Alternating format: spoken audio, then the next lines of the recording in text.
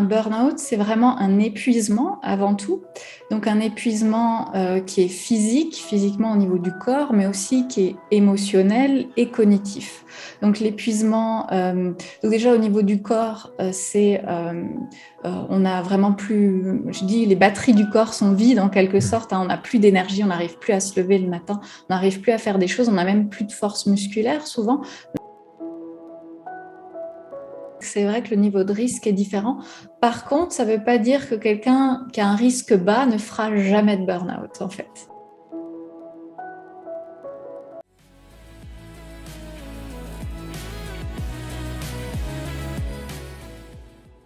Bonjour à tous et bienvenue sur une nouvelle interview Osmose. Aujourd'hui, on va aborder un thème qui est d'actualité. Alors peut-être malheureusement, on va aborder comprendre et agir face au burn-out. Et pour ça, on accueille Nadia Augusto. Bonjour Nadia. Bonjour Vincent. Alors Nadia est spécialisée en neurosciences et dans les thérapies alternatives pour faire face justement au burn-out et à la dépression. Donc c'est un plaisir pour nous de vous avoir avec nous. On a hâte de pouvoir échanger sur le sujet. Mais mes premières questions, est-ce que vous pouvez nous dire qui vous êtes, votre parcours, qu'on puisse déjà vous connaître? Oui. Bonjour à tous et puis tout d'abord merci pour l'invitation. À la base, moi, je suis en fait neurobiologiste et ensuite j'ai été formée à la neurothérapie avec là plutôt les neurotechnologies. Et puis j'ai fait un burn-out et puis j'ai aussi des problèmes de dépression. Et donc pour vraiment me soigner, me guérir, je suis allée chercher notamment aussi des différentes thérapies alternatives, des thérapies naturelles, etc. Et avec ce parcours-là, finalement, j'ai créé des programmes spécifiques basés sur les neurosciences appliquées. Donc, j'utilise des outils en neurosciences appliquées que j'associe aussi avec des thérapies alternatives et naturelles pour finalement aider maintenant les personnes en burn-out ou en dépression à en sortir. Voilà. D'accord, super, merci pour cette présentation. Pour commencer, j'avais une première question pour reposer un petit peu les choses, parce que quand on parle de burn-out ou de dépression, parfois on peut assimiler plein de choses derrière. Concrètement, c'est quoi un burn-out? Voilà, qu'est-ce que c'est et quelle est la différence avec une dépression? Hmm. Alors, tout d'abord, un burn-out, c'est vraiment un épuisement avant tout. Donc, un épuisement qui est physiquement au niveau du corps, mais aussi qui est émotionnel et cognitif. Donc, l'épuisement, donc déjà au niveau du corps, on a vraiment plus, je dis, les batteries du corps sont vides en quelque sorte, hein, on n'a plus d'énergie, on n'arrive plus à se lever le matin, on n'arrive plus à faire des choses, on n'a même plus de force musculaire souvent lors des burn-out assez virulents. L'épuisement émotionnel, ça c'est plus face au stress qu'on a dû faire en fait, qu'on a dû faire face. On a dû tellement s'adapter émotionnellement qu'on est aussi épuisé émotionnellement. Donc souvent les personnes en burn-out, soit elles sont dans une distanciation avec leurs émotions, elles ne ressentent plus du tout d'émotions, soit au contraire, c'est un peu le vase qui déborde, elles sont tout le temps en train de pleurer ou la moindre émotion est amplifiée, etc. Donc en fait, les émotions sont dérégulées. Et puis, il y a aussi l'épuisement cognitif. Donc là, c'est au niveau du cerveau. Donc, on n'a plus de mémoire, on doit tout noter, on a vraiment une diminution de sa concentration. On a du mal à prendre des décisions. Parfois, les petites décisions anodines du quotidien deviennent un vrai challenge. On n'arrive plus à réfléchir de manière claire. On a l'impression d'avoir le cerveau un peu dans le brouillard.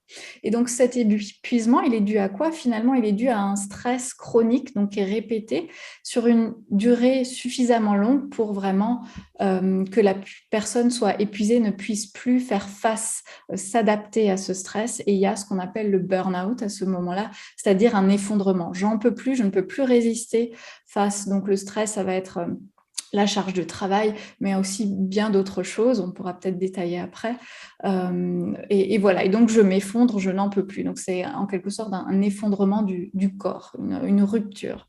Alors que la dépression, c'est pas du tout ça. Une dépression, quand c'est juste une dépression, parce qu'on peut être aussi anxio-dépressif, enfin, après différents types de dépression, mais juste une dépression pure et dure, en quelque sorte, ça va être une perte de motivation.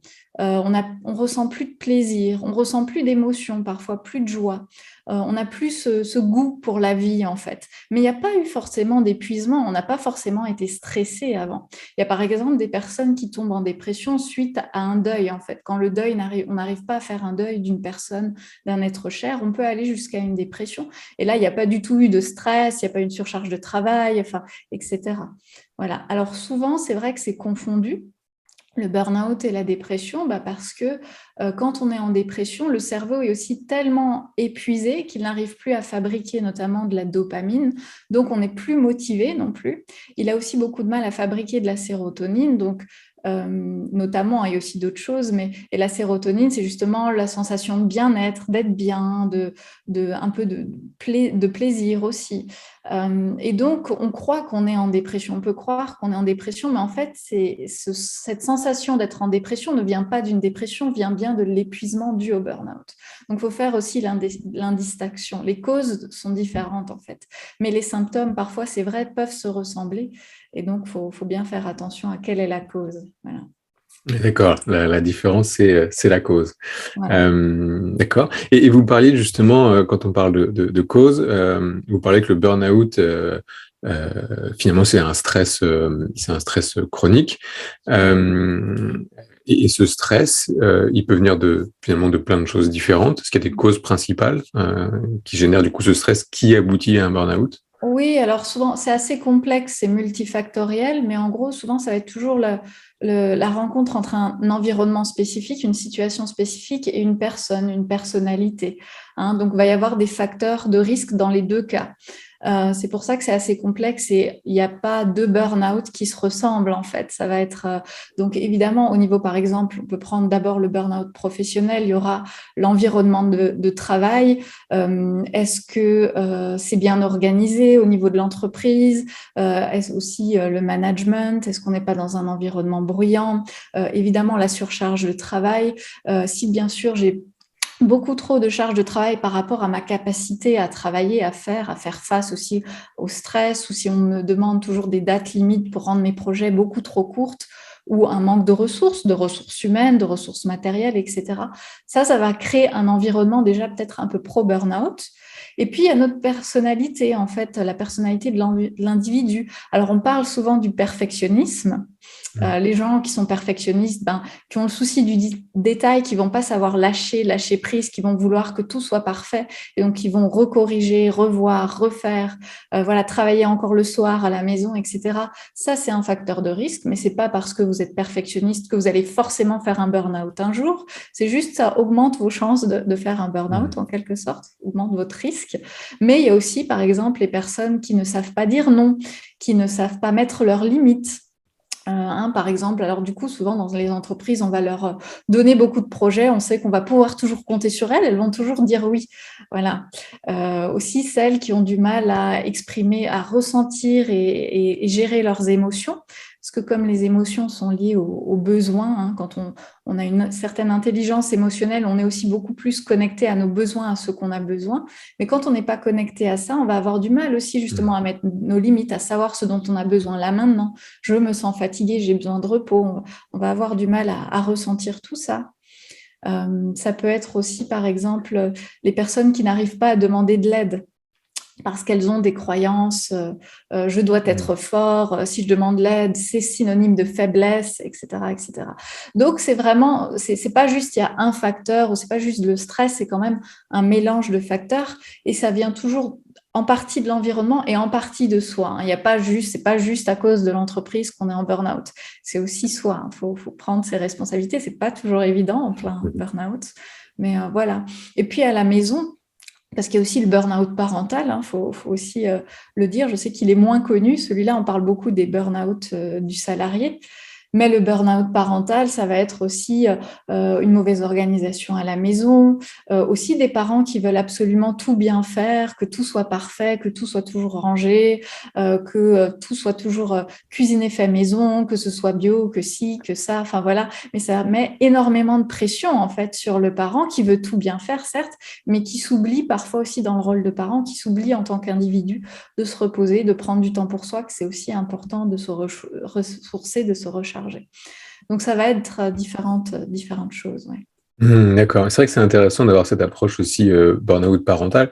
Finalement, et vous écoutez, on retrouve un peu les mêmes causes. Le fait de se mettre la barre un peu trop haut, le fait de pas savoir dire non, enfin, finalement, que ce soit en entreprise ou à la famille ou dans la maison, Oui. on a un peu le Alors, le même burn-out souci. parental a aussi ses spécificités. On peut peut-être en parler. C'est justement, à la base, le burn-out parental avait été détecté chez les parents qui ont des enfants en situation de handicap ou avec des troubles particuliers, par exemple le trouble de l'attention ou un trouble autistique ou voilà, ou un handicap physique. On s'est rendu compte que pour ces parents-là, dû au trouble ou à l'handicap de l'enfant, la charge de cet enfant est beaucoup plus élevée, surtout si l'enfant ne sera jamais vraiment autonome et qu'il faut s'en occuper, même quand il est plus grand. Et puis, il y a tous les rendez-vous médicaux, peut-être les rendez-vous chez la psychologue, tout ce qu'il y a, finalement, l'organisation qu'il y a à faire à la maison autour de cet enfant qui n'est pas forcément autonome ou qui a des besoins spécifiques, voilà, par rapport à un enfant qui n'aurait pas d'handicap. Donc, à la base, le burn-out parental avait été détecté comme cela. Et puis, on s'est rendu compte que, aussi, dans nos sociétés modernes, ça touche aussi d'autres parents qui n'ont pas forcément des enfants dans cette situation-là. Il y a notamment les parents qui ont peut-être déjà 2 enfants en bas âge, et puis il y a un troisième qui arrive qui n'était pas forcément prévu.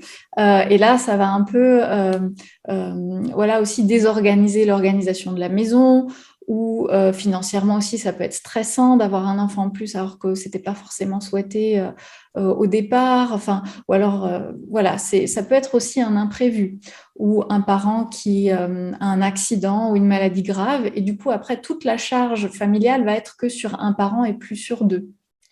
Et donc, le parent qui va assumer tout seul peut aussi avoir un risque élevé de burn-out. Et là, les familles monoparentales aussi ont largement un risque plus élevé pour des raisons évidentes. Voilà. Et puis le dernier, et ça on le voit de plus en plus, mais ça c'est assez récent, c'est finalement les burn-out des parents qui se mettent énormément de pression, qui finalement ont conscience qu'ils n'ont pas envie de refaire l'éducation que eux ils ont reçue de leurs propres parents, qu'ils aimeraient faire mieux, qu'ils aimeraient avoir une parentalité peut-être plus positive. On parle beaucoup d'éducation positive ou de parentalité positive.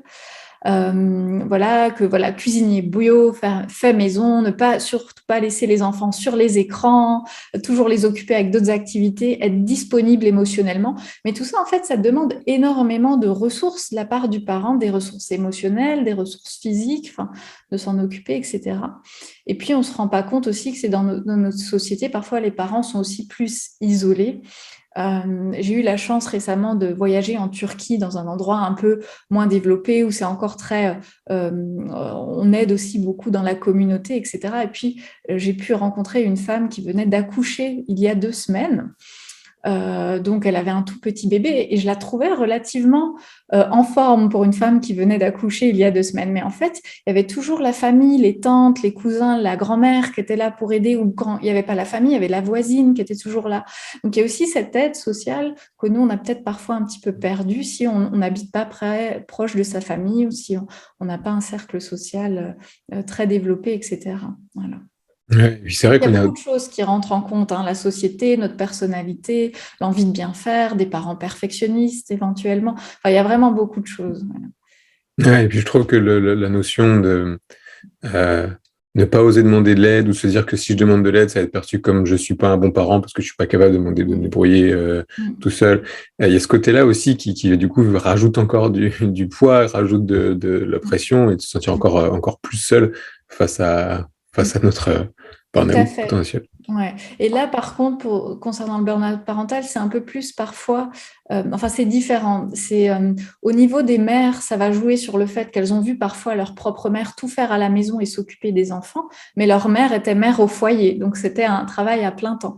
Mais souvent, par imitation, elles vont vouloir faire pareil exactement, sauf qu'en plus elles ont leur travail, voilà.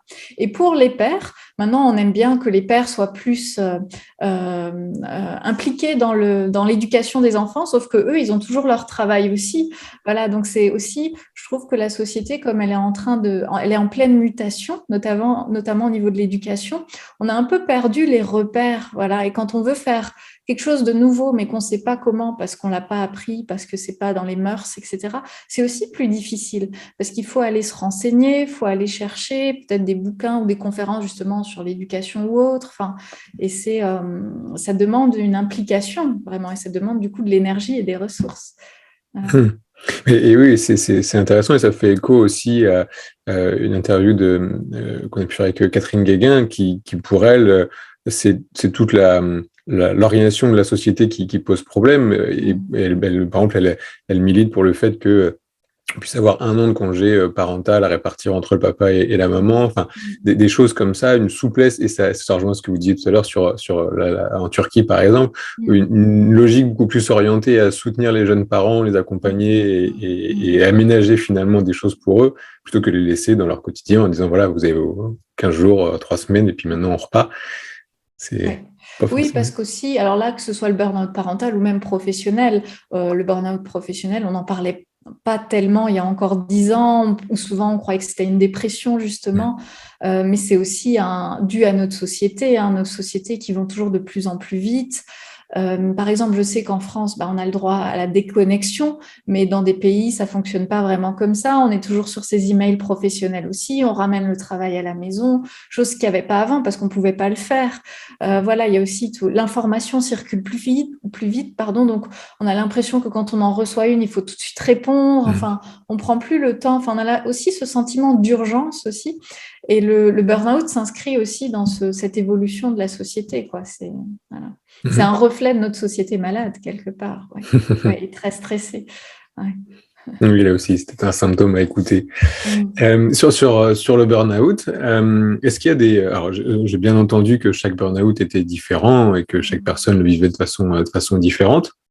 Mais ça dure combien de temps un burn-out? Alors, tout d'abord, la phase pré-burnout, elle va être très variée. En fait, elle peut être très courte ou très longue, ça dépend des personnes. Mais après, une fois qu'on a eu un burn-out, le temps finalement de retrouver son énergie, de retrouver un équilibre stable et sain et sortir du burn-out, ça va être aussi varié. Mais si on atteint le stade final du burn-out, ça va être, je dirais, minimum 1 an. Alors, ça paraît très long, souvent, surtout aux personnes au burn-out. Les personnes au burn-out ne sont pas du tout des personnes feignantes. C'est vraiment des gens, justement, qui ont souvent des vies à 100 à l'heure, qui sont sur plein de projets, qui font plein de choses. Donc, le fait de s'arrêter parfois du jour au lendemain, ça va être très compliqué, très difficile. Et surtout, au bout de 1 mois, 2 mois, on va se dire, mon Dieu, mais ça fait, alors surtout pour les burn-out professionnels, parce qu'on peut prendre congé de son travail. Dans le cas du burn-out parental, on ne peut pas vraiment prendre congé de ses enfants, en tout cas pas pendant 1 an, ça c'est sûr. Donc ça va être d'autres aménagements à faire. Mais dans le cadre du burn-out professionnel, où on est en arrêt maladie, parfois au bout de 2-3 mois, il y a des personnes qui me disent, mais mon Dieu, ça fait 3 mois que je suis au lit, je dors 18 heures par jour. Peut arriver, voilà. C'est pas possible, je me sens encore épuisée, c'est pas possible, il y a un problème, il y a quelque chose qui s'est cassé. Alors moi j'ai l'habitude de dire, c'est pas en quelques semaines voire quelques mois qu'on va récupérer de plusieurs années de stress intense, de vie à 100 à l'heure. On a parfois pris très peu de vacances, etc. Non. Souvent d'ailleurs le repos, on dit en biologie, comme je suis neurobiologiste, le temps de repos doit être équivalent au temps de stress, en fait. Ça doit être proportionnel. Évidemment, un burn-out, si vous avez eu 10 ans de stress intense, vous n'aurez pas besoin de 10 ans de récupération, mais enfin, ça peut être 3 ans, 4 ans. J'ai des personnes qui viennent me voir 4 ans après un burn-out, qui me disent je suis encore fatiguée. Il y a toujours quelque chose qui fonctionne pas très bien. Et donc, mon rôle, moi, c'est de les accompagner. Voilà. Oui. Donc, ça peut être quand même très long. Mais 1 an, c'est un minimum, je dirais, à s'accorder. Voilà. Oui. Et est-ce que quand on a eu un burn-out, est-ce que le risque d'en avoir un deuxième augmente ou au contraire diminue? Est-ce qu'il y a des tendances par rapport à ça? Alors, ça va dépendre vraiment justement comment vous allez récupérer votre burn-out. Parce que si vous avez fait un premier burn-out, c'est qu'il y a eu des facteurs aussi, je disais, il y a environnementaux, mais surtout individuels aussi. Et ce qui se passe, une des erreurs que font parfois les personnes, notamment dans le cadre du burn-out professionnel, c'est que comme il y avait aussi beaucoup de problèmes au niveau de l'entreprise ou une surcharge de travail, elles vont changer de travail, mais elles ne vont pas travailler forcément sur ce qui s'est passé en elles. Et donc, elles ont toujours les facteurs de risque individuels. Et donc, même si l'entreprise change, il y a encore un fort risque d'un second burn-out dans ce cas-là. Voilà. Maintenant, si vous avez eu un burn-out et que vous vous rendez compte qu'il y a aussi des choses chez vous à changer, certaines croyances, certains comportements, le croyance de j'ai pas le droit de demander de l'aide parce que sinon je vais être pris pour un faible. Ça peut être travaillé. Le fait de pourquoi je me suis réinvestie toujours au travail. Est-ce que j'ai un besoin de reconnaissance qui n'est pas comblé? Voilà, donc il y a tout ça à travailler. Finalement, les émotions aussi, très important dans le cadre du burn-out, la gestion du stress. Donc si tout ça, je ne l'ai pas travaillé, je vais refoncer dans le mur en fait. Par contre, ceux qui vont comprendre d'où viennent leurs burn-out, pourquoi, quelles croyances aussi sur eux-mêmes, sur les autres, les ont menés au burn-out, là, souvent, oui, ils sont après protégés parce que ils ont déjà fait ce travail. Voilà. Mais c'est quand même assez fréquent de voir des personnes qui font 2, 3 burn-out aussi. Voilà. Donc attention. Quand on sait qu'on a cette vulnérabilité-là, c'est pas une faiblesse, c'est une vulnérabilité. On a tous des vulnérabilités, c'est ok. Il faut se surveiller. Moi, je me surveille, par exemple, aussi depuis le burn-out. Voilà. Et j'aimerais qu'on revienne sur quelque chose dont vous avez abordé, ce côté, bien sûr, l'environnement joue, travail, la famille, etc. Vous disiez que c'était aussi beaucoup des facteurs individuels, internes. Clairement, oui, du coup, ça veut dire que on n'est pas tous égaux face, c'est pas vraiment le terme, mais on n'a pas tous les mêmes risques d'avoir un burn-out. C'est pour le coup vraiment personnel. Ouais. Alors, en fait, oui, on n'a pas tous les mêmes risques. C'est vrai que le niveau de risque est différent. Par contre, ça ne veut pas dire que quelqu'un qui a un risque bas ne fera jamais de burn-out, en fait. Voyez, je prends toujours l'exemple de ceux qui gèrent bien le stress avec ceux qui gèrent mal le stress. Les personnes qui sont toujours stressées pour 3 fois rien, il faut savoir que quand on est stressé, on puise énormément d'énergie et on ne se repose pas, on ne se recharge pas. Donc ceux qui sont tout le temps stressés, ils ont vraiment un risque plus élevé de burn-out. Et ces personnes-là, elles peuvent faire parfois un burn-out après 1 an, 2 ans de stress intense, alors que d'autres qui sont dans le même environnement mais qui gèrent beaucoup mieux leur stress, elles vont moins s'épuiser, mais au bout d'un moment, si elles restent aussi dans un environnement avec trop de surcharge de travail, faut quand même le dire, il y a certaines personnes au niveau du travail, elles ont beaucoup trop de travail, beaucoup trop de choses à gérer émotionnellement. Je pense aux médecins, aux infirmières aussi, où émotionnellement c'est épuisant, ce genre de métier. Au bout d'un moment, donc ce ne sera pas peut-être au bout d'1 an ou 2 ans, mais ce sera peut-être au bout de 10 ans que la personne fera un burn-out. Voilà. Donc, il ne faut pas dire qu'on est protégé du burn-out, ça on ne le sait pas, tant qu'on n'en a pas fait, on n'est jamais 100% sûr. Mais par contre, il y a des risques plus ou moins élevés, oui, tout à fait. D'accord. Et si on passe du côté solution, déjà, une personne qui du coup fait un burn-out, c'est quoi les étapes pour s'en remettre? Ouais. Alors tout d'abord, une fois qu'on a... Alors j'aimerais juste préciser une petite chose que j'avais peut-être pas précisée au début, c'est que souvent il y a beaucoup de personnes, notamment dans le cadre du burn-out professionnel, qui sont arrêtées ou mises en arrêt maladie juste avant leur burn-out. Donc elles n'ont pas fait le burn-out, l'effondrement, elles étaient juste en pré-burn-out, en épuisement très sévère. Donc c'est très important de les arrêter juste avant, c'est très bien que les médecins les détectent de plus en plus tôt, mais du coup ça va pas être tout à fait pareil. Il faut savoir que quelqu'un qui a fait vraiment un burn-out, c'est la personne qui un matin veut se lever de son lit et ne peut plus. Il n'y a plus de jus dans la machine, il n'y a plus d'énergie, il n'y a plus rien. C'est la tête, elle veut, voilà, il faut que j'aille travailler, il faut que je m'occupe, il faut que j'aille réveiller les enfants, les emmener à l'école. Ben non, je peux plus. Le corps dit stop, il dit non. Ou alors, j'arrive encore à me lever, mais en fait, je vais faire un malaise au travail, je vais me réveiller à l'hôpital, et là, je vais plus avoir de force.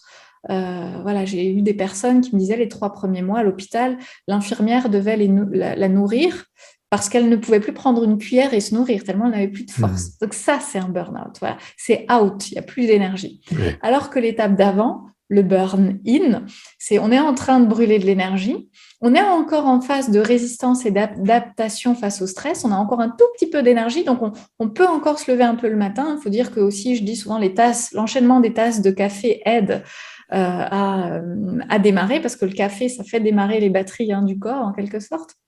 Donc voilà, mais on a encore un petit peu de jus dans la machine, et donc on est en burn-in sévère, en épuisement très sévère. Donc Quand on a vraiment atteint le burn-out, au niveau des solutions, là, en fait, on n'a plus le choix. Notre corps ne nous laisse plus le choix, on se repose. Les personnes qui dorment peut-être 18 heures par jour au début, pendant quelques mois ou quelques semaines, ça dépend. Là, ça va vraiment dépendre des personnes, mais la première phase, c'est le repos. D'accord ? Et la première phase pour quelqu'un qui est en épuisement sévère, ça va être aussi le repos, mais ça va aussi lui faire comprendre qu'il faut du repos. Parce que souvent, il y a un certain déni ou une culpabilité. Comme on peut encore se lever le matin, ah non, non, mais je peux pas laisser le panier à linge rempli, faut que je fasse la machine à laver absolument, faut que je nettoie tout, faut que je m'occupe de mes enfants, faut que j'aille au boulot, je peux pas abandonner mes collègues, ils ont trop de travail s'il y a encore une personne en moins. Donc souvent, ces personnes-là, elles ont beaucoup du mal à accepter l'arrêt maladie du médecin, sinon elles culpabilisent de rien faire aussi, enfin c'est très compliqué. Donc la première étape, là, c'est même accepter le fait qu'on a besoin de se reposer, de prendre soin de soi, de se remettre au centre de sa vie et de mettre en second plan un peu les choses qu'on puisse mettre en second plan. Donc le travail, peut-être réduire certaines tâches à la maison, demander de l'aide, etc. Voilà. Et puis, une fois qu'on a fait la phase du repos, c'est comprendre pourquoi on est tombé en burn-out pour justement éviter d'en faire un second. Et puis remettre en question, alors parfois il y a aussi le travail à remettre en question, est-ce que ce travail me correspond, est-ce qu'il n'y avait pas trop de soucis, il va falloir que je change quand même de travail ou même de poste au sein de l'entreprise, hein. Parfois c'est pas forcément changer d'entreprise. Et puis surtout recharger les batteries.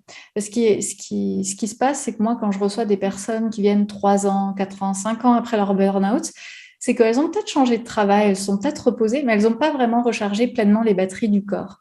Et du coup, elles traînent, moi je dis, elles traînent leur fatigue, elles ont toujours un peu une petite fatigue résiduelle.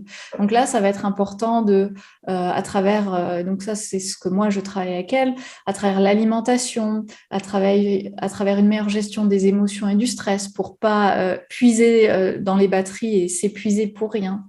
À travers une hygiène de vie, aussi l'hygiène du sommeil, etc., on pourra vraiment mieux recharger les batteries. Parfois, les compléments alimentaires sont nécessaires parce que, par exemple, les personnes en burn-out ont souvent des grosses carences en magnésium parce que le stress et la gestion de la fatigue va puiser dans les réserves en magnésium, ce genre de choses. Donc, il y aura tout un travail derrière de bien-être, d'hygiène alimentaire, etc., à faire aussi. Voilà. Okay. Mais ça se fait parfois par étapes, parfois en parallèle, mais la première phase, c'est quand même le repos. Et après, on va faire peut-être en parallèle recharger les batteries et puis comprendre son burn-out. Voilà. Okay. Et c'est long, c'est une reconstruction. Moi, je dis que le burn-out, parfois, c'est une crise de vie quand même, une crise dans sa vie. Alors, il y a les crises existentielles qu'on appelle les crises de la quarantaine, de la cinquantaine ou une dépression qui va venir remettre en question certains aspects de notre vie. Mais souvent, le burn-out, si c'est un burn-out professionnel, les personnes, souvent, elles se disent « Mon Dieu, il faut que je change de travail, est-ce que ça me correspond ?» Enfin, il y a vraiment une crise aussi identitaire parfois qui accompagne le burn-out et qui peut être très difficile. Ok. Et qu'est-ce que vous conseilleriez à une personne qui peut-être va nous écouter, nous regarder, et qui se dirait, oui, en effet, je sens que il y a des choses qui font écho en moi. En effet, là, ça tire un peu. Là, au boulot, oui, j'ai tendance toujours à en faire plus. Bref, comment on peut se dire, attention, comment je peux éviter d'aller trop loin finalement? Qu'est-ce que vous pourriez conseiller à ces Tout personnes-là? d'abord, se poser, s'observer soi-même, en fait, parce que souvent, quand on est tellement happé par notre quotidien, que ce soit le travail, les enfants ou autre chose, on a toujours notre attention sur l'extérieur, hein, on a un peu la tête dans le guidon, et on ne fait plus du tout attention aux signes intérieurs que nous envoie notre corps. Donc les signes intérieurs, c'est justement quand on a des signes de fatigue assez forts qu'on n'écoute pas. Donc juste se poser 5 minutes et se dire, voilà, est-ce que je me sens très fatiguée depuis quelques mois, peut-être quelques années aussi, et que je ne prends pas assez de repos? Est-ce que je me sens très stressée dans mon quotidien? Est-ce que j'ai beaucoup de douleurs, parfois des maux de tête? Les maux de tête, ça peut être des acouphènes, des maux du dos, ce genre de choses, récurrents, de plus en plus forts, qui viennent de plus en plus souvent. Les petites maladies aussi, surtout en hiver, quand on est un peu faible ou qu'on est un peu trop épuisé, on va plus facilement tendance à avoir un petit rhume, à attraper la grippe, à avoir froid, voilà, une fièvre. Enfin, ces petites choses, voilà, quand on a un corps en pleine santé, on ne tombe pas malade, hein, même en hiver. Hein, donc, voilà. Déjà ça. Et puis, si c'est le cas, se dire, bah oui, peut-être se remettre un peu plus au centre de sa vie. Donc, se dire, voilà, je vais essayer de m'aménager un peu plus de temps de repos, de temps pour moi pendant la semaine. Comment je peux le faire? Et si je ne peux pas le faire, où je vais trouver mes ressources. Donc, dans le cadre du burn-out parental, ça peut être la famille, les amis qui viennent garder même 2 heures par semaine les enfants. Comme ça, c'est mes 2 heures à moi où je vais faire. Donc, si je me sens fatiguée, je peux aller me reposer, je peux aller dormir. Si j'ai besoin de temps pour moi ou faire une activité, je vais faire cette activité-là. Voilà, mais c'est demander de l'aide. Demander de l'aide, c'est pas toujours évident, mais ça va souvent passer par là aussi. Voilà, demander de l'aide aux collègues, en parler à son supérieur, que là, on est en train de trop tirer sur la corde, qu'il va falloir réaménager les emplois du temps, les projets, embaucher, enfin, ça dépend, voilà. Mais donc déjà, regarder voilà, où je puisse m'aménager du temps de repos. En deuxième, demander de l'aide, c'est important. Et puis en troisième, trouver un équilibre sur le long terme, c'est-à-dire que si je vois parfois dans les familles aussi, les 2 parents travaillent et puis il n'y a que vraiment un parent qui s'occupe des enfants, est-ce qu'on ne peut pas un peu rééquilibrer? Voilà, ce genre de choses. Dire à l'autre, je vais craquer et alors la charge de travail va être tout sur toi au niveau du foyer. Donc, il vaut mieux que tu m'aides un petit peu déjà maintenant, qu'on rééquilibre. Voilà, demander aux grands-parents un petit peu d'aide, ce genre de choses. Ouais. Mais Ok. déjà se soulager, en fait, trouver des ressources et du soulagement, voilà, au niveau de la charge de travail.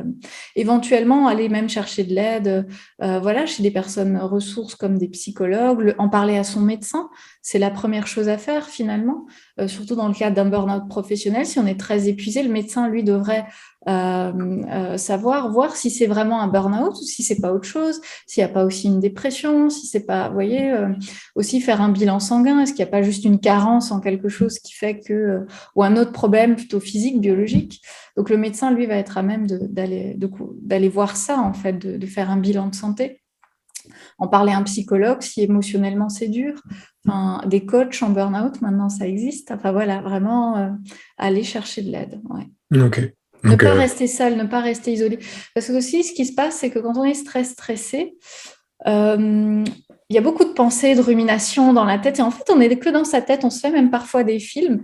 Et le fait d'en parler à l'extérieur, déjà à son entourage, mais aussi à un professionnel, ça permet aussi de sortir de sa tête, en fait, et de faire face vraiment à la réalité. Est-ce que je suis vraiment en manque de ressources? Ah tiens, j'avais pas vu que j'avais telle ou telle ressource, que ce soit au travail ou dans la famille.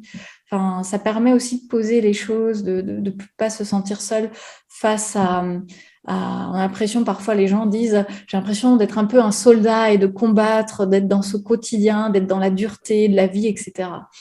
Donc le fait d'en parler autour de soi et aussi des associations, parfois près de chez vous peut-être, où il y a des groupes de parole autour du burn-out, parfois du burn-out parental spécifiquement ou du burn-out professionnel, pour voir que, ah tiens, je ne suis pas la seule mère qui est dans cette détresse.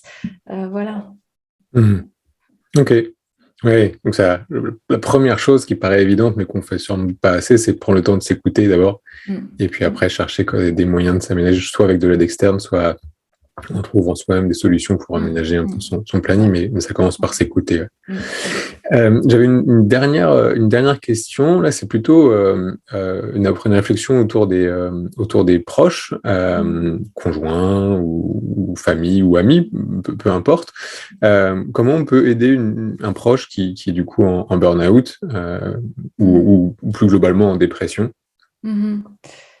Alors, ça va pas être tout à fait enfin, quoique. Il y a des choses communes, oui, notamment le fait qu'on soit en burn-out, en dépression, c'est difficile de faire des choses du quotidien. Pas pour les mêmes raisons, du coup, mais voilà, d'un côté, il y a l'épuisement, de l'autre côté, il y a la dépression qui fait qu'on n'a pas de motivation, on n'arrive même plus. Parfois, il y a des personnes qui se laissent aller, le ménage aussi, qui vont avoir du mal à s'occuper d'eux-mêmes et de la maison.